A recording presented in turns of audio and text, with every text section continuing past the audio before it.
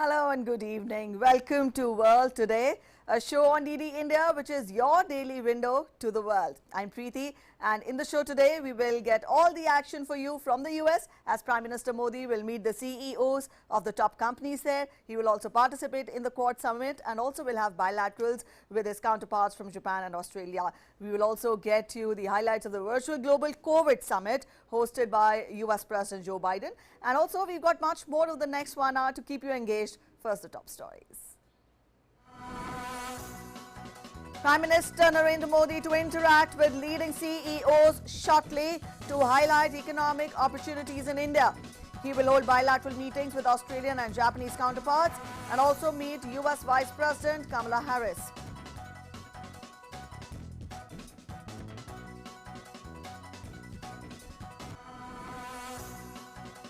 Ahead of Prime Minister's interaction with the CEOs, US-India Business Council President Nisha Biswal speaks exclusively to DD India, says India can be a drive for global economic recovery and in boosting trade and commerce. Also highlights India's sustained and record FDI despite the COVID pandemic.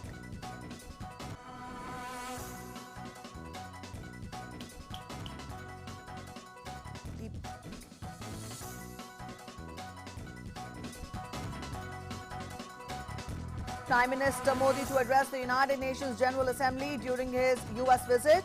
The theme for this year's general debate is building resilience through hope to recover from COVID, respond to the needs of planet, also respect the rights of people.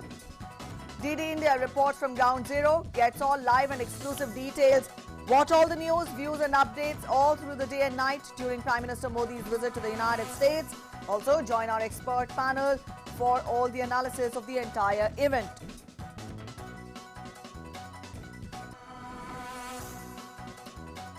In sports, Manchester United are dumped out of the league by West Ham. Also, Hammers gained revenge for Sunday's Premier League defeat against Red Devils. Arsenal, Chelsea and Tottenham Hotspur managed to reach the last 16.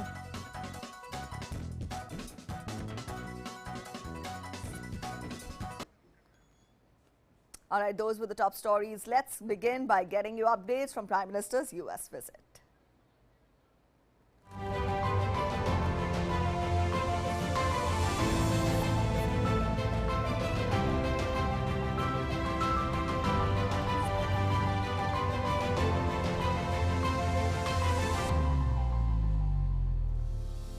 Prime Minister Narendra Modi landed in Washington, D.C. today morning and he was greeted on his arrival by Ambassador of India to the U.S., Taranjeet Singh Sandhu. Also, U.S. Deputy Secretary of State for Management and Resources, T.H. Brian McKeon. Over the next 2 days, Prime Minister will be meeting U.S. President Joe Biden and Vice President Kamala Harris, Scott Morrison and also Japan Prime Minister Yoshihide Suga. He will also attend the Quad meeting and would also interact with the leading CEOs to highlight economic opportunities in India. Also, now this is the first transatlantic visit by Prime Minister Narendra Modi since the COVID pandemic struck the world.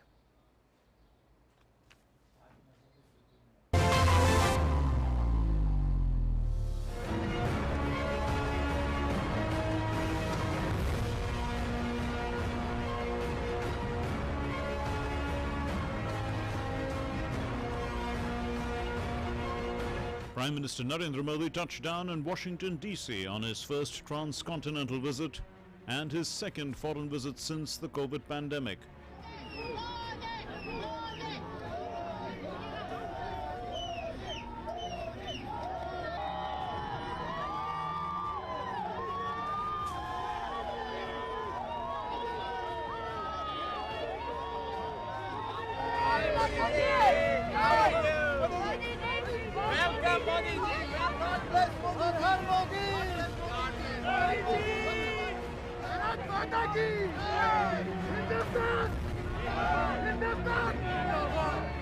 I'm here to see my beloved Prime Minister, Mr. Modi.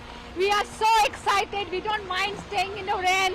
It is very instrumental in bringing US-India ties much more stronger. Only he is the leader who can solve the situations in the world.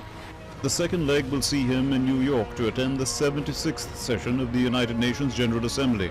From the first bilateral meeting with President Joe Biden and leaders of the Quad countries to participation in the Quad Summit and his address to the UNGA. It's a high-power, action-packed agenda. This will be the first in-person bilateral meeting between the two leaders since President Biden took office. Previously, Prime Minister Narendra Modi had met Joe Biden, who was then the Vice President in the Obama administration, during his visit to the USA in 2014 and in 2016, when he chaired the joint session of the US Congress. The leaders have been in regular contact in recent months. The Prime Minister has also participated in 3 major conferences and summits with President Biden as a participant. These were the Quad Leaders Summit, which was virtually held in March this year. This was also the Climate Leaders Summit, which President Biden has hosted. Both these summits were hosted by President Biden. But they also participated in the G7 summit. The Prime Minister attended virtually in Cornwall in the UK. The last 2 decades, the relationship between the United States and India has been heading in positive and upward direction. In fact, in the first 100 days of Biden administration, we have had intensive interactions between our 2 democratic polities. This is despite all the pressures of COVID and the limitations that have been placed by it. So at least 3 times both the leaders spoke to each other. There were 2 summits, one on climate and one the first Quad virtual summit, in which Prime Minister Modi had a prominent place, and he addressed and expressed his presence there. On September 23, Prime Minister will also meet Prime Minister Morrison of Australia and Prime Minister Suga of Japan to take stock of the strong bilateral relations with their respective countries and continue useful exchanges on regional and global issues. On the same day, Prime Minister will also hold a meeting with select CEOs of global companies. US-India bilateral trade in goods and services reached $149 billion in 2019. The corporate sector is keenly observing this visit of Prime Minister Narendra Modi as to how India and US can come forward and can create a better trade and investment regime, because all eyes will be on the Prime Minister Narendra Modi and of course US President Joe Biden as to how can a better investment regime or the trade regime can be created so that India's Atmanirbhar Bharat and Make in India initiative can also get a major push. Arun Sharma's report.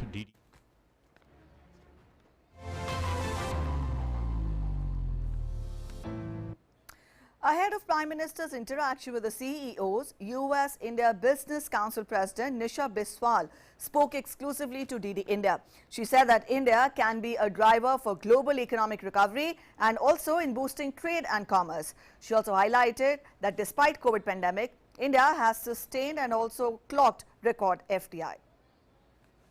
Prime Minister Narendra Modi's visit to the US this time around, building up a lot of anticipation, especially among the business world.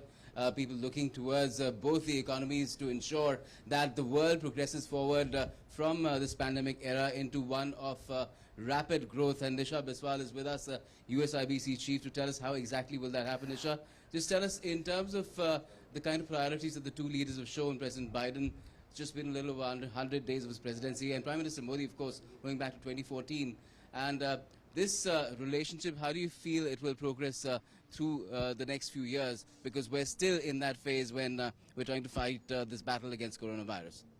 Well, look, I think what we have shown is that the United States and India are integral to all of the big global challenges that we're seeking to address today, whether it's battling this pandemic and ensuring that India's enormous capacity to produce vaccines and life-saving medical technology is maximized in the fight against the coronavirus. And I think we will see, you know, in the battle on combating climate change and on really ensuring that our global institutions are up to the task of the 21st century, that the U.S. and India relationship is going to be very important. Especially with the Quad, the activities that have been repeated, the Quad has been elevated and more and more economic activities will open. You'll have fresh baskets available to expand. Do you feel that that is something, again, that will give a lot of boost to business on both sides? Absolutely. Look, I think the Quad has shown itself to be a very important and consequential platform, focused not just on strategic issues, but frankly on, how we can usher in the technologies and usher in the opportunities for the nations of the Indo-Pacific. Our four democracies are working together to ensure that we can have the collaboration in areas such as education, such as clean technology and financing, and in the tools and technologies that will help us to combat climate change. We're also looking at kind of the future economy and how we can collaborate on 5G, how we can collaborate on secure supply chains, and other ways of ensuring that we continue to see an Indo-Pacific that is free and open and that continues to be the source of innovation and progress and opportunity for the world. And finally, in terms of how this entire bilateral relationship is moving forward, it's vision that really matters as well. And you have two leaders with great vision, especially for the progress of their countries. And when you're talking about resilience, there has to be this intent as well. And do you see that coming through in the leadership on both sides? And you have Vice President Harris also in the mix now. Look, I think that there is enormous vision in both countries and in both leaders, both governments. And what I think we need to do is make sure that we are focused on execution of that vision.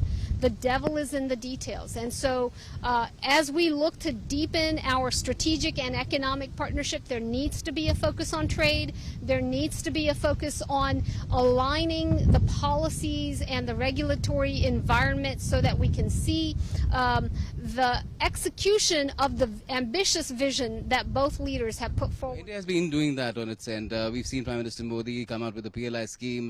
The retrospective tax has been done away with. Those are some of the two major steps that will make a difference? Absolutely. Those are very important steps, and I think that we're starting to see more and more of an openness in India on a trade relationship and a trade agreement with the United States, and we want to see the United States reciprocate on that. We have to prioritize these things, and I think that's where both leaders can make enormous progress. 2014, you were part of the administration. The goal was $500 billion. We're at $150 billion right now. Do you think that's still a realistic goal? It's just the pandemic that got in the way, and perhaps a little bit of Make America Great Again. It is absolutely a realistic goal. We will get there. The question is, will we get there in 2 decades? Will we get there in a decade? Will we get there in 5 years? I think it's possible within 5 years if both countries make that a priority and do the requisite steps to really deepen the trade partnership between our two countries. So we get to know that on the 24th. Thank you so much for joining us. So you heard it from Disha Biswal, $500 billion, the trade goal that was there, that had been set back in 2014. We're at 150 right now. The pandemic got in the way, but we're still on course, and it can happen in the next 5 years.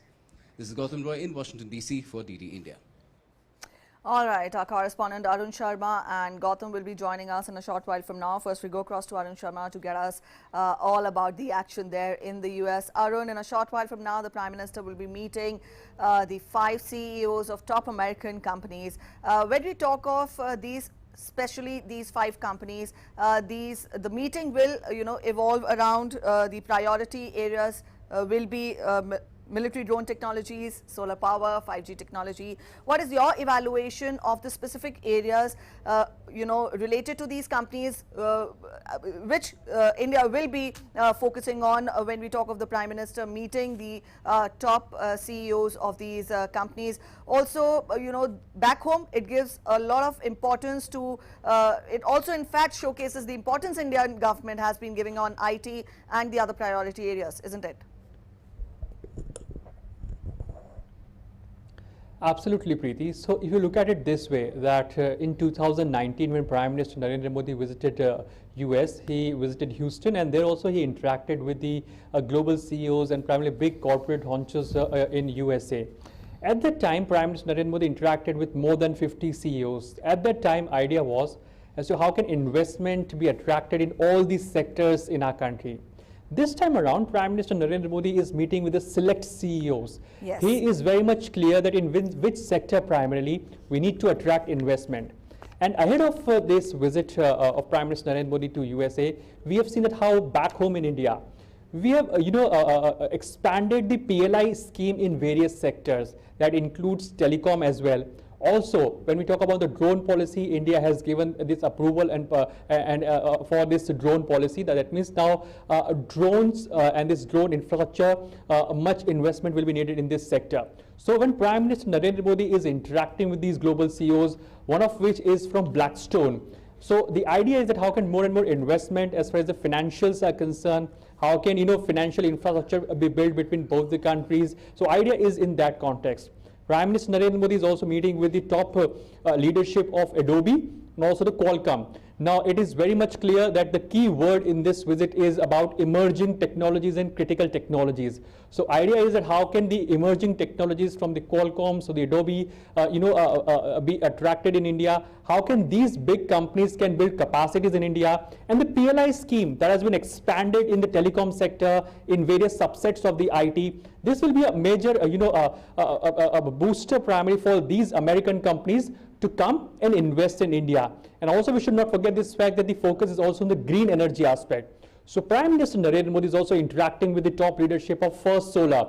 Now First Solar is known for making very economic equipments as far as solar equipments are concerned, green equipments are concerned. On one side, India is taking a leadership role as far as International Solar Alliance is concerned. So the other side, Prime Minister Narendra Modi during his meeting, he is primarily meeting the top leadership of First Solar. So First Solar will play an important role if in case the investment commitments happen, if in case First Solar comes forward and looks forward for investing in India. The idea will be how can economic equipments related to solar energy, the green energy can be provided, or how can investment be made in that context. This will be a big boost for India's International Solar Alliance mission and of course India's green energy mission as well. Last but not the least, we should not forget this fact that the General Atomics is one of the big companies that India will be looking for as far as investment is concerned. This company is into nuclear energy. This company is into this basically a big conglomerate which deals in various other sectors like energy sector, nuclear energy sector, and that ensures that how can energy requirements be fulfilled.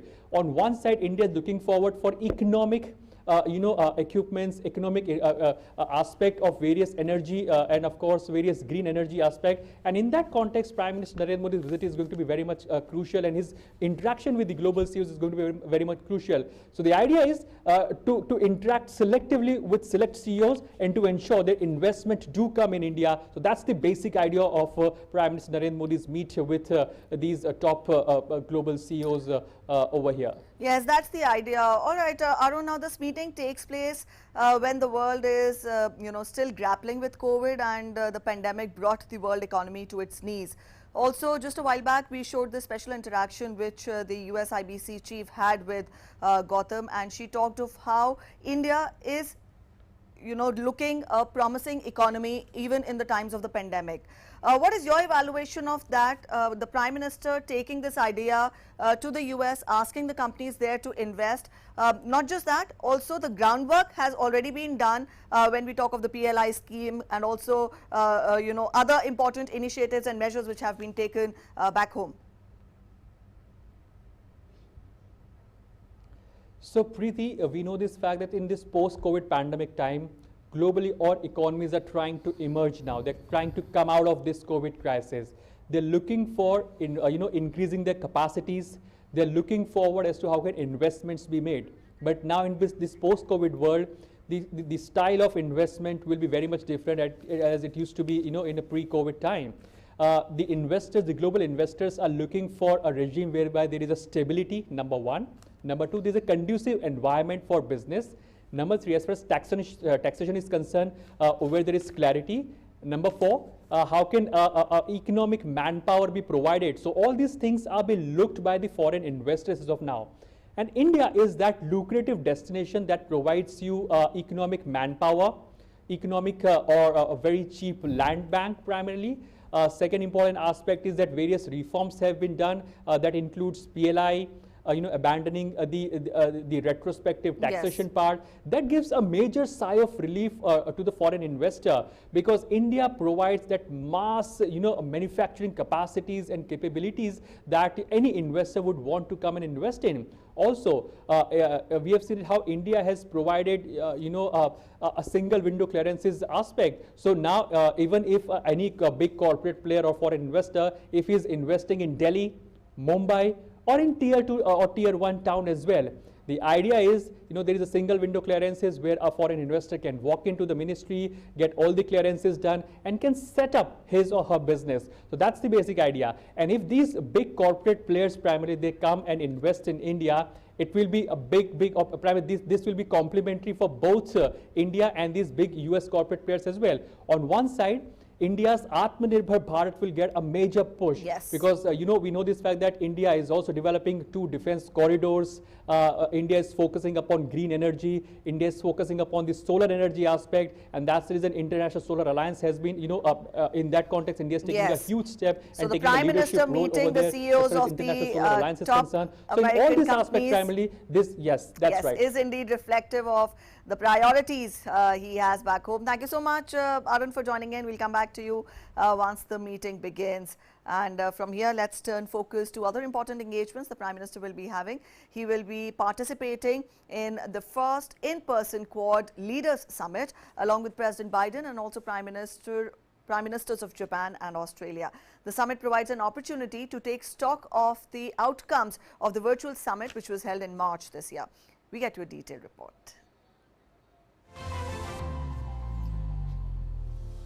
Prime Minister Narendra Modi will participate in the first in-person Quad Leaders Summit along with President Biden, Prime Minister Scott Morrison of Australia and Prime Minister Yoshihide Suga of Japan. The summit provides an opportunity to take stock of the outcomes of the virtual summit in March this year and identify priorities for future engagements based on a shared vision for the Indo-Pacific region. The 3 working groups have been continuously working. So, despite it not being visible to everyone, the intensive interactions between the 4 countries has been taking place. And there is a lot of movement ahead on the vaccines front. Soon enough, the production of vaccines is beginning in India, and these will be for export purposes, as was indicated in that is the next year. Also on emerging technologies as well as on climate change. This historic Quad Summit marks the coming of age of what began as an informal grouping of 4 powerful nations. Since the time of its inception, there's been a lot of developments, particularly Afghanistan, and where China fits into that whole scenario. China has literally stepped into the vacuum left by the US in Afghanistan. So I guess India will have a lot of questions about that. I don't see the same level of interest from Japan or Afghanistan, Japan or Australia about it. Their orientation is more the Indo-Pacific region. So there's going to be a lot of they're going to have to reconcile a lot of elements here.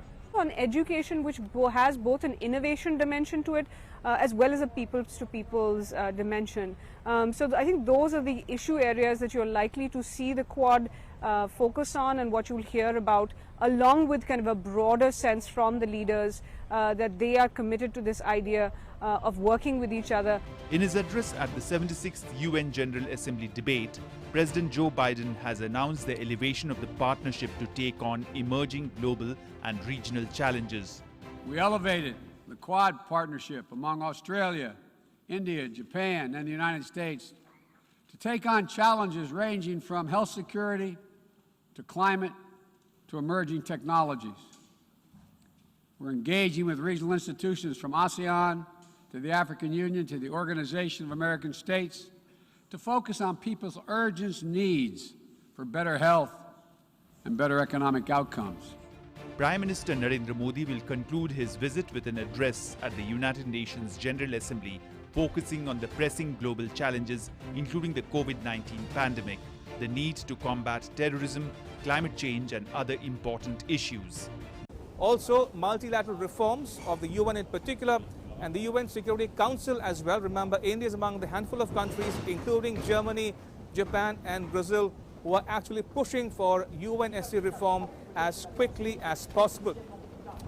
So these are some of the issues that the PM can be expected to raise in his address here at the UNGA come Saturday, 25th September. I'm Ramesh Ramachandran with my camera person Saurabh Shukla in New York for DD India. All right, the next important engagement of the Prime Minister will be the Quad meeting. To talk more about that, our correspondent Gautam is joining us. Gautam, in the reports we've shown and we've told our viewers about the possible specific areas which will be taken up in the Quad meeting. To begin with, I would want you to tell us how important is this Quad as a grouping. It was initiated, the Quad dialogue was initiated in 2007. It was further revived in 2017. And to this day, when the countries, the participating countries are talking of, specifically picking up issues that concern the entire world, I would want you to elaborate more upon the standing of the group and how important is this, on the global page. Well, it is extremely important, Preeti, because the Quad is not just about these 4 countries coming together. These countries have been interacting, cooperating, collaborating with each other in different matrices as well. They have been doing that bilaterally and also trilaterally. And the Quad brings more cohesion to it. And in a way, it's a good thing that when it's about militarization and ensuring security and balance of power in the Indo-Pacific region, there is another entity which is AUKUS, which has a militaristic angle to it, because India is very clear that the Quad is not about militaristically keeping the balance of power in Indo-Pacific. It's more about staying ahead of what is called the disruptive curve, because the 3 working groups that the Quad has now, be it talk about vaccines or about climate change or about critical technologies, all 3 are disruptive forces, and the Quad has come together to stay ahead of the disruptive curve, to not allow pandemics, this one of COVID-19 or future pandemics, to have the kind of debilitating impact that it did in the world, to not allow climate change, which is perhaps an even more bigger disruptive force than this pandemic, to really completely upturn whatever economic activity is going on around the world. Climate change can profoundly affect it, and apart from creating crises of all kinds, disaster management then becomes and disaster mitigation then becomes, resilience becomes a major issue, and all these things the Quad will take forward. And critical technologies, of course, you know how disruptive technology can be, completely transform lives, and at the same time make things a lot difficult if it is used in a wrong manner. So that is another issue that you will see the Quad moving forward on very rapidly in terms of cooperating on it bilaterally on critical technologies. India and Australia already have an agreement to pursue that. The US and India in both civilian and defense categories where disruptive technologies, critical technologies are concerned, they've already started, they've been working together as well, even in defense. And Japan also a huge partner with India on that front. All right, Gautam, this will be the first in-person meeting, Quad meeting that will be held. For the benefit of our viewers, explain to us how important is the Indo-Pacific as a region, because a lot has been said about free, Indo-Pacific, free and open Indo-Pacific to be specific, and also rules-based Indo-Pacific. We've had Quad and we've also had, AUKUS recently. So put all this together, explain to our viewers how important is Indo-Pacific as a region. Well, it is very, very important. Entire global attention and a lot of energy has been shifting towards, it's pivoting. The US had come up with, the Obama administration had come up with pivot to Asia, and that's how important Indo-Pacific is, which is why the US completely even changed the name of its command to Indo-Pacific, and that was just a strategic decision. In terms of economic activity, it's extremely vital. More than 1/3 of the world's trade passes through this Indo-Pacific region, and it has a wide variance of countries. There prosperous countries, relatively speaking, like Japan. There are emerging economies like India. There are lots of small island nations as well, which will face most of the impact of a climate disaster if it were to happen. And all these action points are immensely important, which is why the focus on the Indo-Pacific to keep that balance of power, that's one aspect, and the other is to manage any kind of disruption which can have a very debilitating effect on a very large part of the world, which is hugely populous too. All right, Gautam, thank you so much for joining More in than with 70% of the Earth's population in this region. All right, Gautam, thank you for joining in with those inputs. We'll come back to you again once the bilaterals and the Quad in-person meeting begins. And to talk more about the visit of the Prime Minister, we're also joined in by former senior diplomat Mr. Manjeev Puri. Thank you so much, sir, for joining us on DD India this evening. This is the 7th visit of the Prime Minister to the US. Now, this visit comes at a time when the world is still in the midst of COVID, and also there is this change of guard in the US. Talk more about it, how put all this together, how, what are the avenues wherein both the countries can take their already, flourishing relationship to the next level. Preeti, thank you very much. You know, the Honorable Prime Minister's visit to the United States has three major components. You have the UNGA, you have the Quad, but in my personal opinion, it's the bilateral component, and especially the bilateral meeting with President Biden, which is particularly important. Let me spell out the reasons. Over the last some 2 decades or so, and particularly in the last 10 odd years, there has been a qualitative and a quantitative upward movement in Indo-US relations. And today they span every conceivable area of economic as well as human endeavor. This, of course, includes defense cooperation. It includes convergences in areas of foreign and strategic policy. The mention of Indo-Pacific has been repeatedly made. A free, open, and inclusive Indo-Pacific, again mentioned. Afghanistan, counter-terrorism, all of that.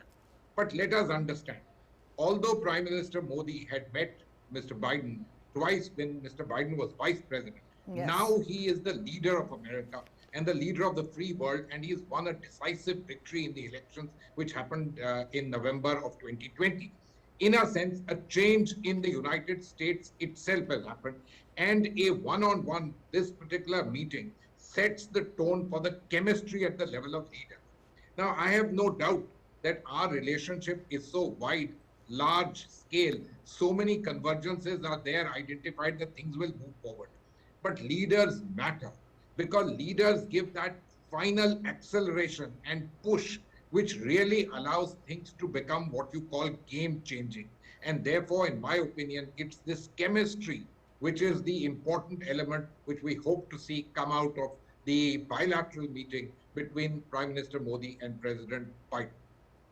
All right, you're talking of, the convergences. What are the specific areas? You've talked of how wide the relationship is. What are the specific areas that can be in focus, especially this time around? Preeti, one of the areas which may not find much focus in the media, but which I believe will find a lot of focus in the private one-on-one meeting, is the area of climate change. This is an area which is of specific interest to President Biden, and he is committed, along with his administration, to strong international and global action on climate change. Now, whether you like it or not, India is a major stakeholder. People tend to call us major emitters, but the fact of the matter is that we are one of the few countries in the G20 which is on line to meet its Paris commitments. We have also suo motu taken on a massive commitment domestically on 450 gigawatts of renewable power in the next 10 odd years. This for the United States is certainly very important in terms of business, in terms of financing opportunities and several things. But if they want to see international action on climate change, I think the Americans are quite clear, and they know that this is an area in which Indian stakeholding and partnership would have to be particularly important. And I think the subject will be spoken about between the two at the level of leaders. Now we come to other issues. Obviously, the COVID pandemic, the question of it not being discussed does not arise. Look at what's happening in the United States currently in terms of cases, even in terms of deaths. Look what we have gone through ourselves in the course of this year. The critical issue is vaccine production. Yes. Now, even with the United States, you have seen a number of issues. Simple matters, ingredients not being made available. So yesterday, Prime Minister Modi, in his participation in the virtual Quad Summit on COVID, did mention that, you need to have reliable supply chains for ingredients so that vaccination production can go ahead. Now, India does have very large capacity, but, do remember, these need recognitions, approvals. We have all seen what has happened even with Covishield, which is actually a British vaccine. Covaxin, I don't know where it stands. And these are things that would need to be sorted out if India, as the huge producer of vaccines, i.e. the supplier of vaccines to the world, especially the large amounts of unvaccinated people in the developing world, you have to sort out the issues of approvals and so on. This is quite apart from sharing of IPRs, which India and South Africa are chasing up in the WTO. Let me come to one other aspect, which is future technologies. And I'm leaving out issues such as counter-terrorism, Afghanistan, which are but obvious and are bound to be major issues of discussion, including the need to keep the international gaze on both Afghanistan, the Taliban, and Pakistan, so that the question of propagation of terror from this geography does not arise at all, as we saw 20 years back. Critical technologies. Look, these are areas in which there is a great deal of interest. Now, India is a country which is moving very fast upon this spectrum. But, these are areas which are proprietary. I am not so sure if we can move forward on these areas particularly easy, other than licensing agreements and moving. But the thing is that we are a large consumer. We have great abilities to be able to supply to the developing world, and American companies certainly would see India as a good point of production. The fact, of course, remains that this has not happened to the extent we would like to see. We have seen jumps in FDI, there is no doubt about that. But we must see a qualitative change and a quantitative change too.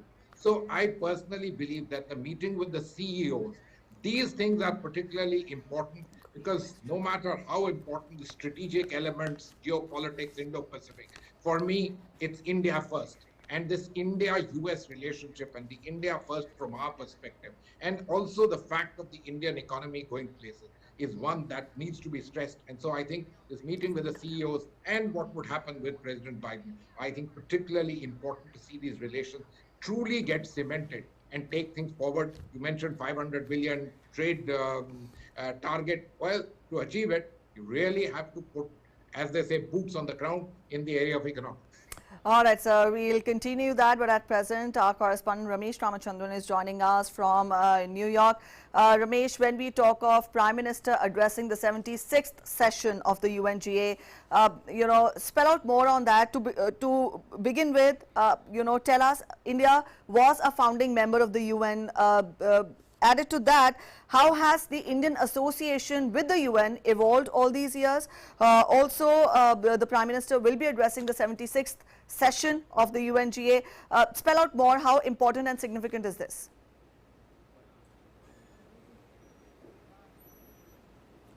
Right, Preeti, so where I'm standing right now, I'm only a few blocks away from where the UN headquarters is located here in New York City.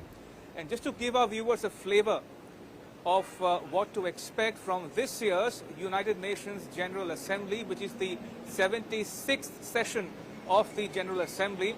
Now, as you correctly mentioned, Preeti, India has had a long association with the United Nations over many, many decades now. In fact, India was involved, India was in the thick of action even before the country gained independence. Now, as early as 1942 and 1945, India was involved in the signing of the UN Declaration and the adoption of the Charter of the UN as well. So, India's credentials as far as the UN go are solid, are very high and right up there, so to speak. Now, and therefore, India believes that India, with its being the largest democracy, with 1.4 billion people and counting, with its economic and political heft, India believes India has a rightful place to take on the permanent seat of the UN Security Council here at the UNGA, at the UN in New York here. And to that end, India can be expected to push for a consensus on adding new permanent members to the UN Security Council, including India and probably Japan, Germany and Brazil and other countries who are vying for a seat at the horseshoe table here in UN. Now, to give you a sense of what to expect from this year's UNGA address by Prime Minister Modi, Preeti, this is the second visit to the UNGA by the Prime Minister in the last couple of years. He last visited the UNGA in 2019. That was the year he got re-elected for a second term in office. And in the interim, last year, because it was an all-virtual affair because of the COVID pandemic, Prime Minister addressed virtually at the 75th anniversary summit of the UN.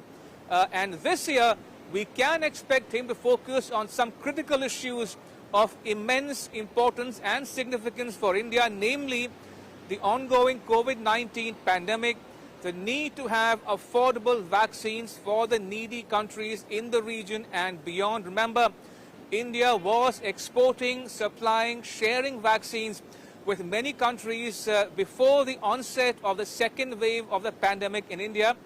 But because of the pandemic's second wave, India decided to not export vaccines in that many quantity. But now we are given to understand that India has agreed to resume supply of vaccines to all those countries in the South Asian region, in the wider Indo-Pacific region as well. So clearly, this is going to be an issue of immense importance to India and the world alike. Also, the issue of economic recovery from the pandemic, giving a reboot to the global economy. That's another issue of importance to many countries here at the UN. And also, as I mentioned, from India's perspective, especially, Preeti, the multilateral reform. As I mentioned, UN reform in general and UN Security Council reform in particular. So these are some of the issues that can be expected to figure in Prime Minister Narendra Modi's address here at the UNGA come the morning of September 25th, that is Saturday here local time. That's 6:30 p.m. India time on Saturday. Preeti. All right, Ramesh, the theme for this year's session will be building resilience through hope to recover from COVID. Now, the pandemic is centric, is what you tell us. Also, other important issues. What are, apart from this, what are other key areas that would be, taken up by the countries when they participate? Talk more about that as well.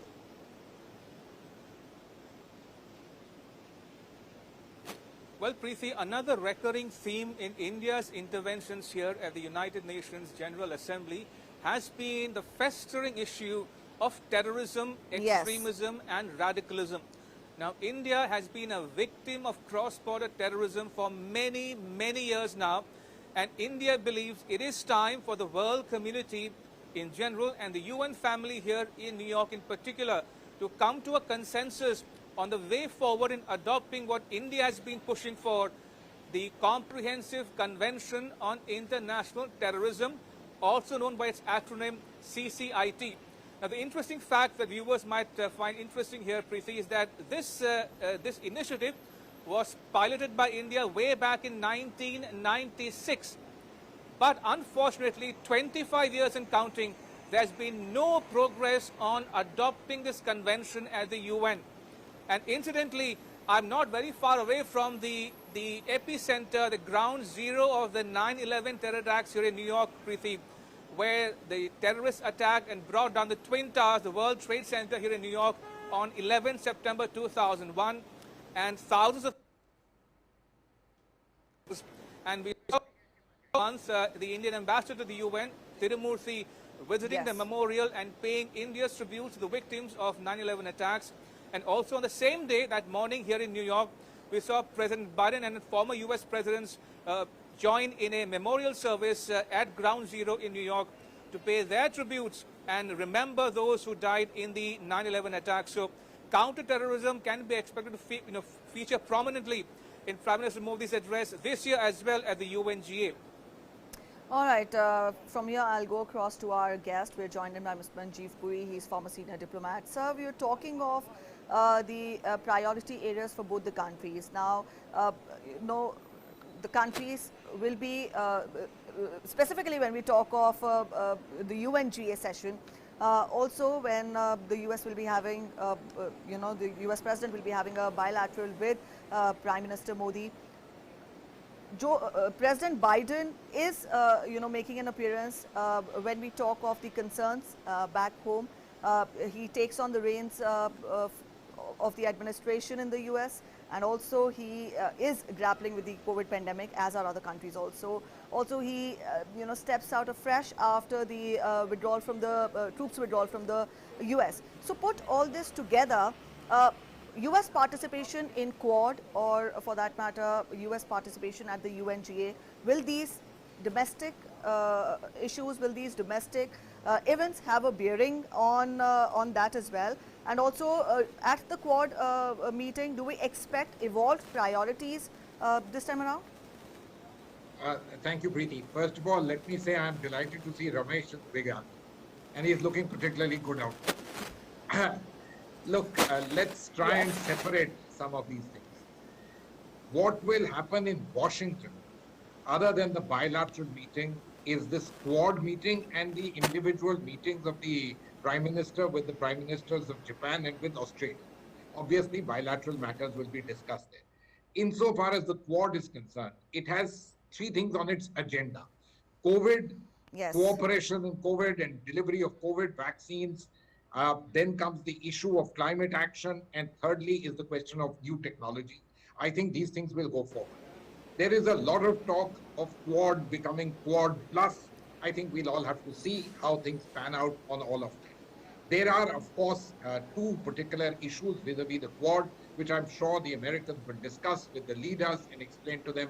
One is this entire business of AUKUS, which has been formed, and whether we like it or not, it is a matter that people would like to know at the highest level as to what it means and how would things actually work out in terms of what even the Quad, in a sense, was attempting to do, although we are quite clear that one is a military strategic alliance and the other is actually a force for good, or as you said, or as your correspondent said, a mechanism for staying ahead of disruption in the Indo-Pacific and in the region. Now, all this is perfectly fine, but I think we must understand that Afghanistan's shadow looms large.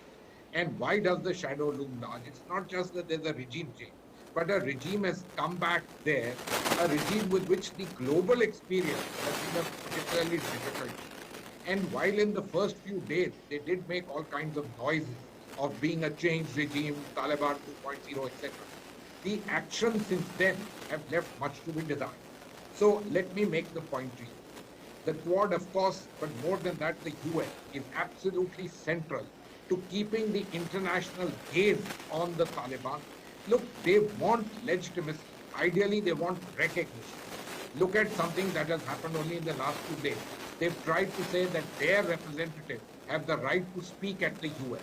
Now, these are matters which are intensely important from diplomatic perspective, but very important to governments, that there is legitimacy and recognition of who they are. And this is an opportunity for all countries, certainly the big powers, but these are games that countries play. Right. India happens to be, as a member of the UNSC, the chair of the 1988 committee, the committee which deals with Taliban sanctions. Now, let me tell you, while it may seem that it's an extremely wonderful place to be in, it's a very difficult one because it's an ultimate hot potato. Others are going to take all the decisions. You are sitting there, you have a perspective which everybody knows. You almost don't have to say it. But the decisions will get taken, and I think we shouldn't mince our words on it. These decisions will get taken on the way the truly big players, the P5 and the global community decides to play games vis-a-vis Taliban, whose presence in Kabul now can't be really denied. All right. From here, I'll bring in Ramesh. Ramesh, very quickly, closing comment on your part. We're talking about expectations. We're talking of decisions that have to be taken. What is it that you're picking up in New York when we talk of the, expectations from Prime Minister's visit?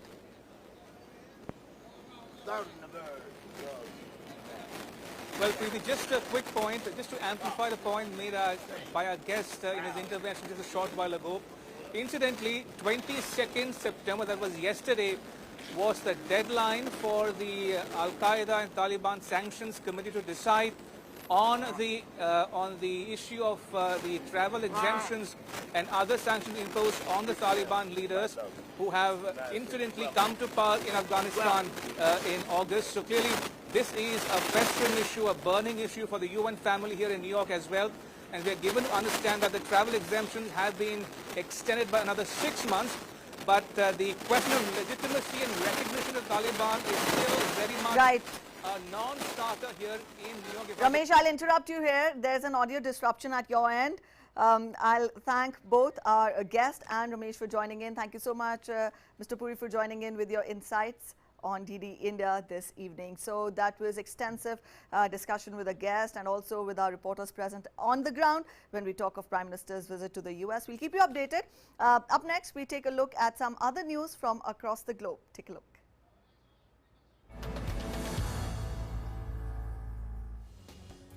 The World Health Organization has tightened its air quality guidelines for the first time since 2005. WHO has warned that air pollution is one of the biggest environmental threats to human health, causing 7 million premature deaths a year. The United Nations Health Agency said on Wednesday that urgent action was needed to reduce exposure to air pollution, ranking its burden of disease on par with other major global health risks such as unhealthy diet and tobacco smoking. The new World Health Organization Global Air Quality Guidelines provide clear evidence of the damage air pollution inflicts on human health at even lower concentrations than previously understood. The World Health Organization Director General Tedros Adhanom Ghebreyesus visited doctors, hospital staff and trauma patients at a Kabul hospital. His visit to Wazir Mohammad Akbar Khan National Hospital was in support of the WHO's extensive trauma program, which provides trauma-related training, supplies and equipment for 130 hospitals across the country. Afghanistan is facing a shortage of medical supplies, a problem which has been heightened by recent violence, including an attack on Kabul's airport in August. US President Joe Biden spoke for the first time on Wednesday with French President Emmanuel Macron after a major diplomatic crisis exploded between the two longtime allies over a deal to equip Australia with nuclear-powered submarines. In a joint statement issued after Biden and Macron spoke on telephone, the two leaders agreed to launch in-depth consultations to rebuild trust and to meet in Europe at the end of October.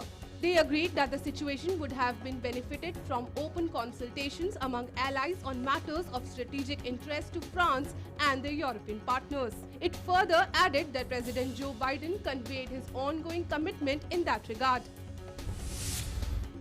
Amid deteriorating conditions in migrant camps on both sides of the US-Mexico border, US authorities on Wednesday tried to deal with thousands of the mostly Haitian migrants that have gathered, releasing some in South Texas while deporting others on flights. The situation at the US-Mexico border has drawn widespread condemnation in recent days, especially after images showed US border officials on horseback using cords to intimidate Haitian migrants and asylum seekers trying to cross the river.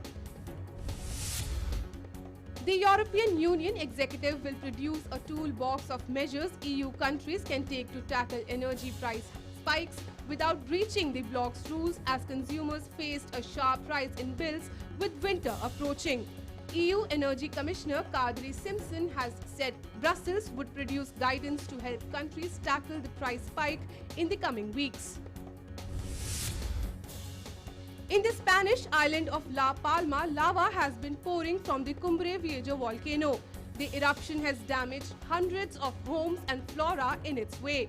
Lava is flowing from the volcano on the Spanish island for the 5th day today.